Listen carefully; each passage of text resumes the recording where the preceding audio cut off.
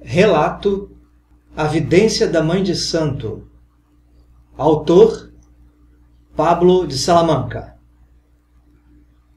Por cerca de 4 anos, já há algum tempo, trabalhei intensamente num determinado terreiro de Umbanda. Além das minhas atividades como médium incorporante, me foi solicitado, pela dirigente espiritual da casa, que eu fizesse palestras para os demais médiuns e frequentadores do local. Então, foi um período mais difícil para mim, porque tive que usar o meu já restrito tempo disponível para preparar as referidas palestras, inclusive nos meus dias de folga do trabalho profissional.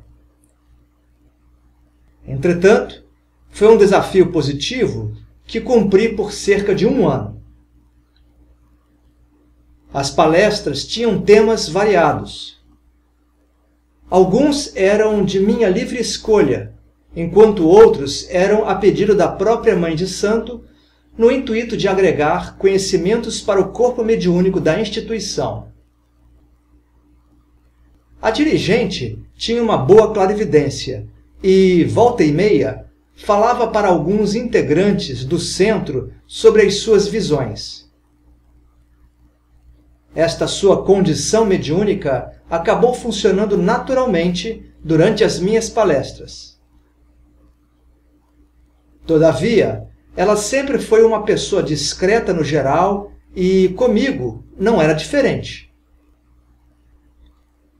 Assim, demorou a me abordar sobre o que enxergava em relação ao plano astral enquanto eu fazia as apresentações. Contudo, após 3 ou 4 palestras que eu proferi, dentro de cerca de 3 meses, ela veio conversar.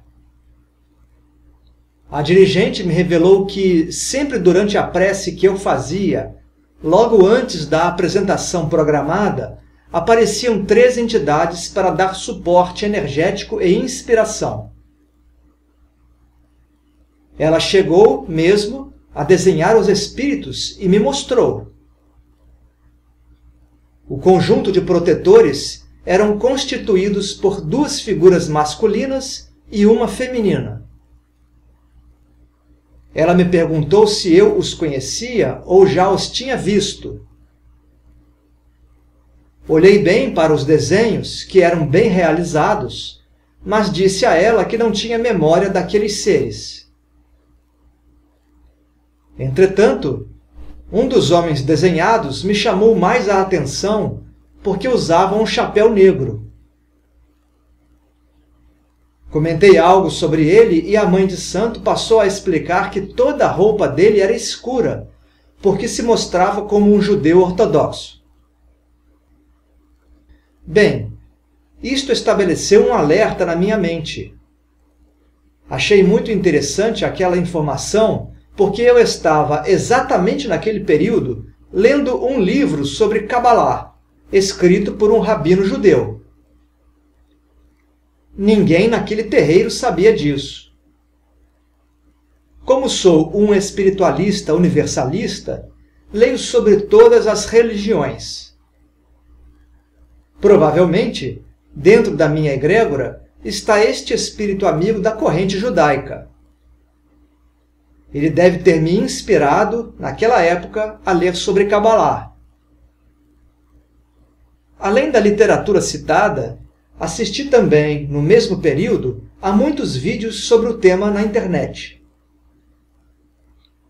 E a entidade estava, durante todas as palestras, me auxiliando e inspirando, muito embora todos os temas que eu abordei para os frequentadores do centro não tivessem conexão direta com o judaísmo. Por outro lado, é preciso que se entenda que a Umbanda agrega espíritos de diversas tradições.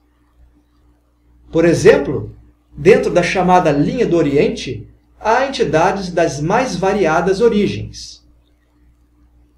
O umbandismo é um campo verdadeiramente universalista, mesmo que alguns médiuns e dirigentes não compreendam esta amplitude. O caboclo das 7 encruzilhadas já dizia, há mais de 100 anos, que a Umbanda é a manifestação do espírito para a caridade. Obviamente que os espíritos são livres e, tendo a intenção de serem úteis, encontram no movimento umbandista uma boa oportunidade. E sobre nós, médiuns?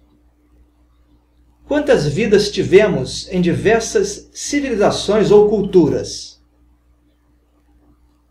Nesse contexto, não é de se espantar que tenhamos amigos e antepassados que ainda nos querem bem, formando uma corrente positiva de auxílio, sem fronteiras ou preconceitos. As limitações são impostas, basicamente, por nós encarnados. Nessa conjuntura, podemos lembrar de uma passagem do Evangelho. João, capítulo 3, versículo 8.